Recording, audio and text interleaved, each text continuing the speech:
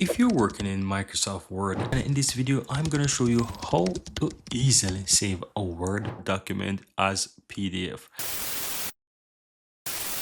So once you're inside your Microsoft Word document, as you can see here, I was playing around by inserting some GIFs in the Word document. So if you don't know how to do that, check out the playlist on the channel towards the end of this video where you can learn how to insert GIF into a Word document. Now, how do you go about saving a Word document as PDF? It is very easy. So all you have to do, simply click on File, and you want to go ahead and click Save As.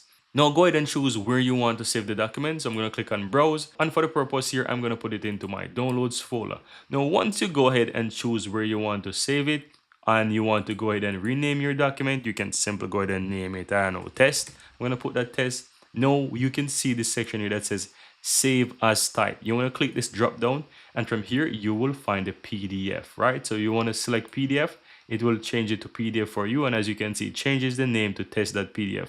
Now all you have to do is just simply go ahead and click on Save. Now once you click on Save, it will automatically open up your, let's say, default PDF document. So as you can see, it opens up here and it shows the document here as a PDF, and it's loading. Of course, it's not going to load the GIF and play the GIF, right? But you see that the document load as a PDF. Now if I close out of this, and if I close out of this, let me close this document right here. And if I go to my download folder, guys, you can see that I have the test.pdf. So I can go ahead and I can open that, and it will load that file as a PDF document.